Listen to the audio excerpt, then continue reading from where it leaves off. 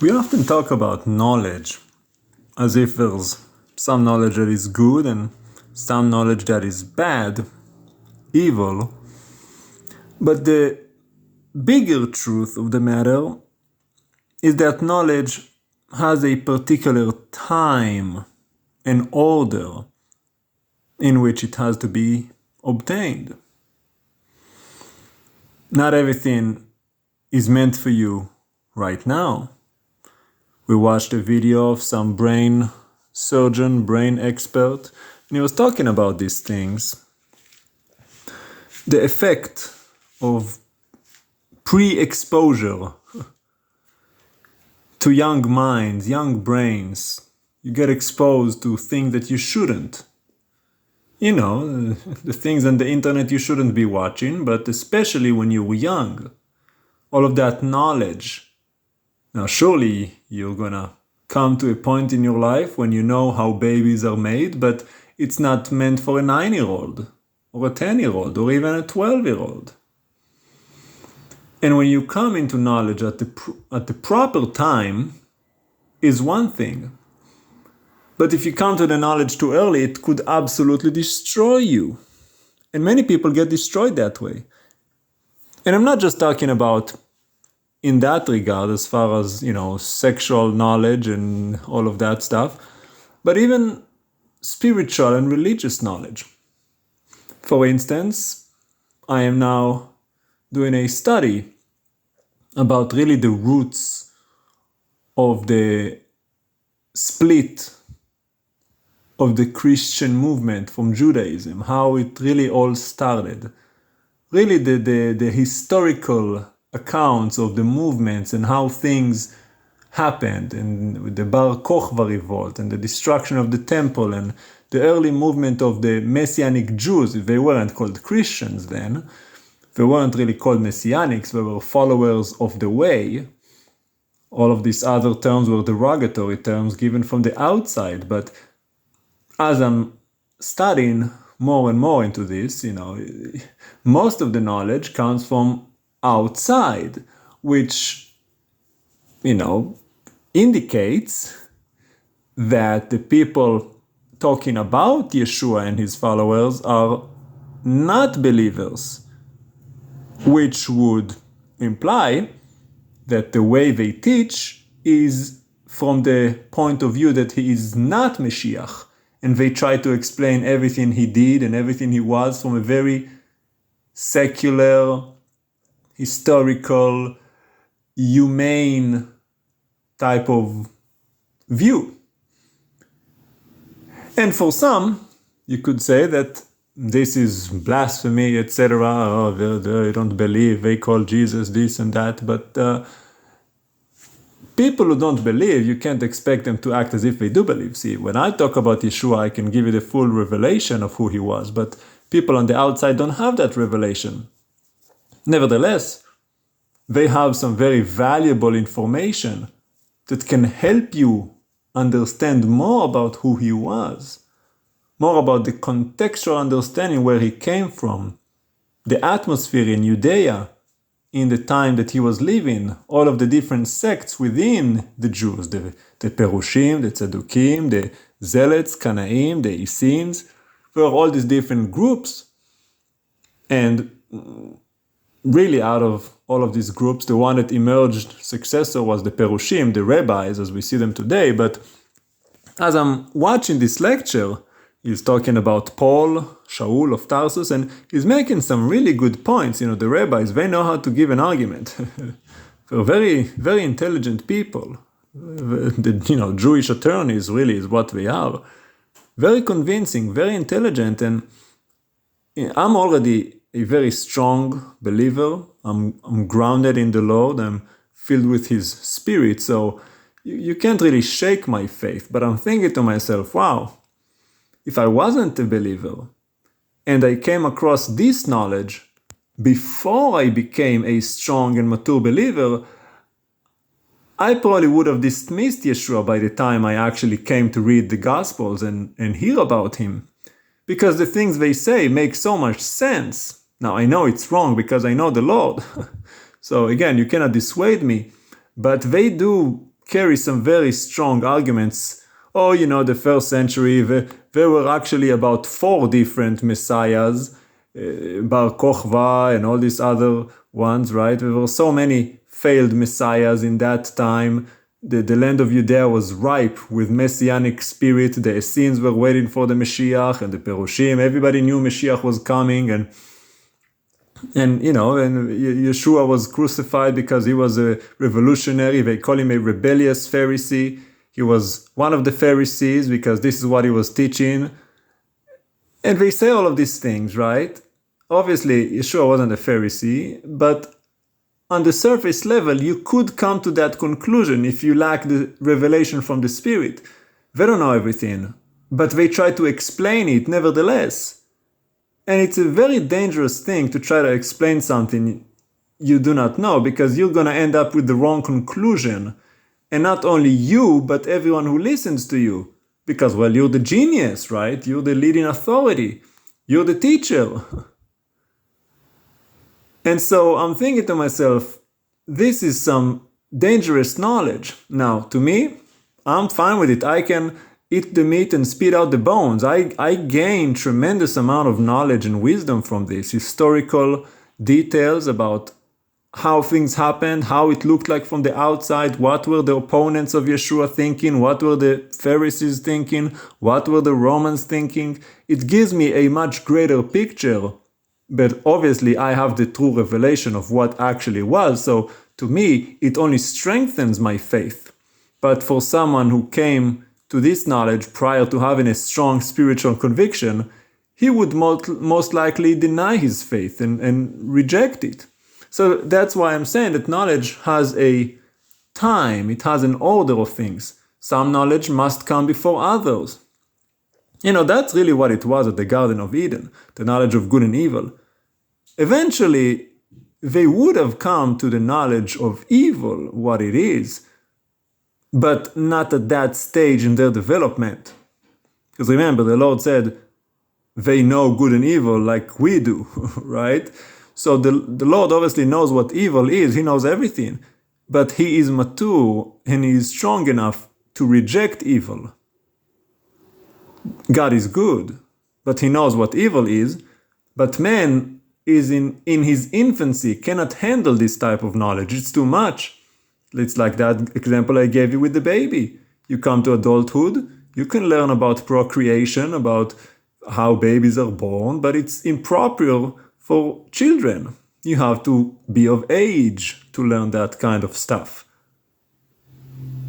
It's the same thing here. So don't resent your teachers or your parents for not teaching you something. No is not yet. Something you should not know at all. Not everything is meant to be known ever. But some things you will know when the time is right, when you are properly equipped to handle it, when you are mature enough, when you are strong enough, when you have a solid foundation, when you're grounded. And it's a lifelong journey. Now I just learned something new, well, tomorrow I'm going to learn something else, and still there are things that the Lord does not allow me to learn because I'm not ready for them. There's all kind of stuff that I have to be prepared first. I have to have this solid, firm foundation before I dive into this knowledge that might confuse me otherwise. That's why context is so important. See, the problem with all these Christians, they have no foundation. They come to Yeshua without understanding what He is, who He is, where He comes from, what He came to fulfill. They say God. They have no idea what God is, who He is. What God? As if there's only one God? Well, there is one creator, but there are many gods. It's even written in the Torah. He is the God of gods, Elohim me'al Elohim. He is El Elyon. All of the fallen spirits are also sometimes called gods, and the peoples are sometimes called Elohim too. Don't you know that you are Elohim? So you have no idea what you believe, but you come to the wrong knowledge at the wrong time. You think Jesus came out of Europe and the Jews killed Jesus, as if He wasn't one of them. As if He wasn't Jewish, His disciples were Jewish, Paul was Jewish, and the whole New Testament was written by Jewish people. The whole Bible from start to finish is a Jewish book, has nothing to do with Christians. But you wouldn't know that because you come from Christianity. The foundation, the order of knowledge, so important.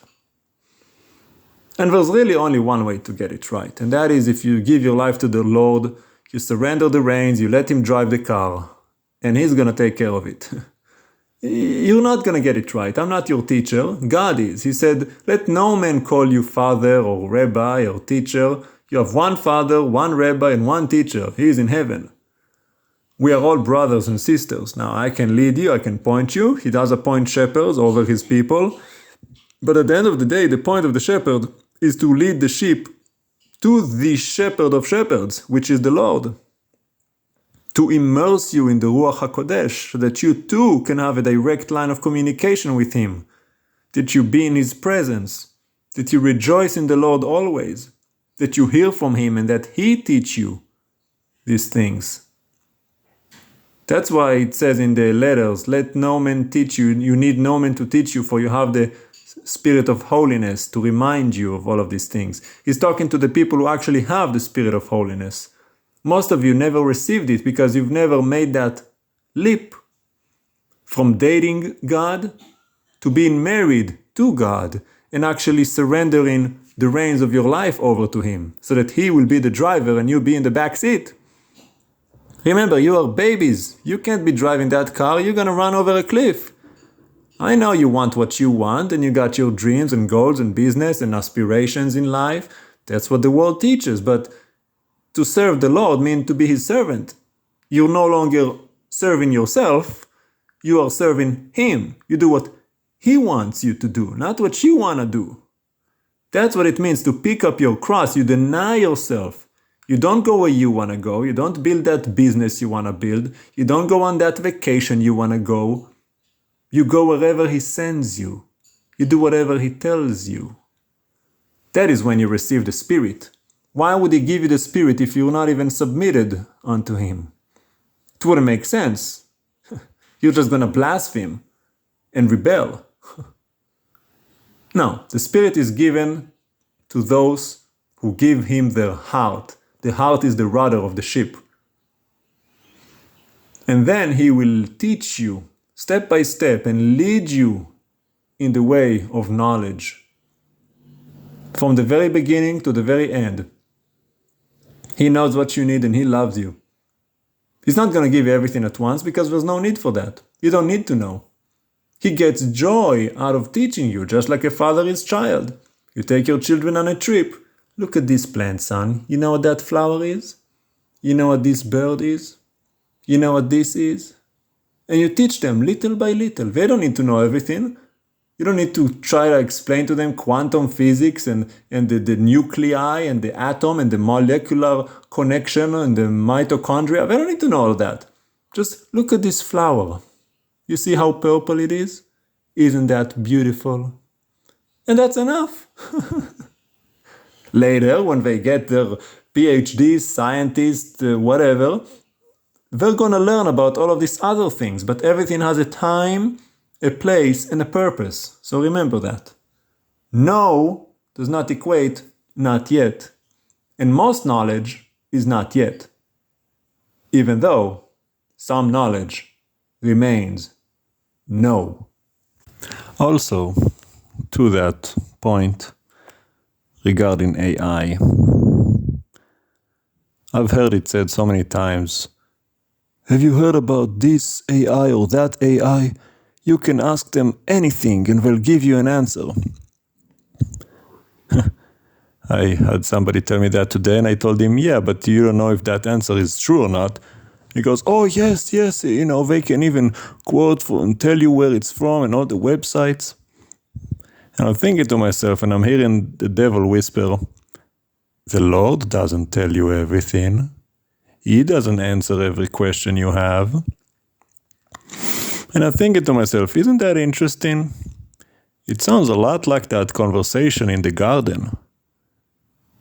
Surely you want to know? Eat this and you will know. God doesn't want you to know. Always been about knowledge. The temptation to know everything, instantaneous. have an answer to every question, and you think that's good? AI is the devil's work. Is it not obvious? Artificial intelligence? It wasn't the man of God who came up with it.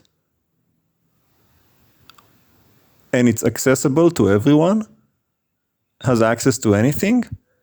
You know, you could ask that thing how to make bombs. I haven't tried, but I'm sure it would tell you.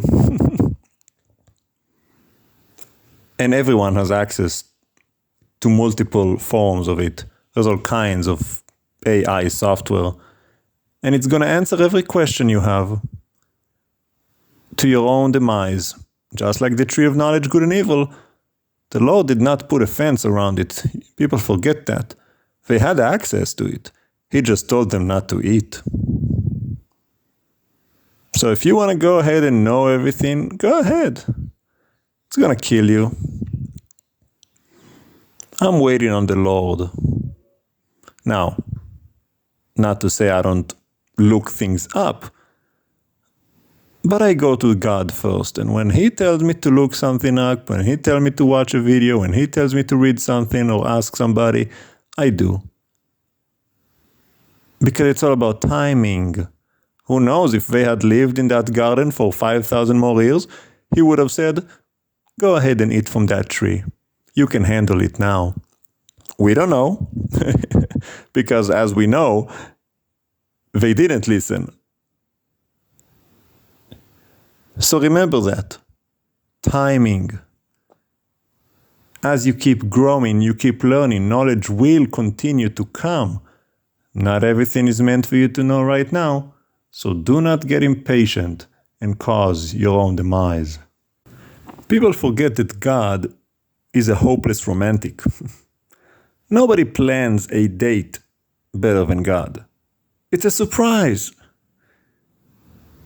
If you plan a wonderful time with your fiance, your wife-to-be, your girlfriend, whatever, your wife of 60 years, you have all of these incredible things planned out and you want to surprise her. Can you imagine if she just sitting there, I'm not getting out of my chair until you tell me every single thing we're going to do. You'd be like, never mind, you just ruined the whole thing. Nobody wants that. You want to surprise her, one little thing at a time, one chocolate at a time until she comes out and she sees that limousine or that horse waiting or that ring, whatever it is. And the Lord invented romance. He is the romance. Every day is planned by Him to bless you. Even this message, I'm doing it now, it's my third segment in this message. When I recorded the first one, I didn't even know about the second one. I had that thought, and then already Papa had it planned. He goes, you know, it goes really good with that message you just recorded. It's a surprise by Papa. And after I was done talking about the second part, I'm already finished recording. The Lord says, isn't that wonderful? Why don't you talk about that? And I'm talking about that. I don't know what I'm doing. I'm just following His leadership. He is that hopeless romantic that plans out everything for us. It happens all the time with Stephen and I. The Lord has all kinds of gifts that just show up. We don't plan it. Things just happen. It's the most wonderful thing when you trust in Papa. So why don't you?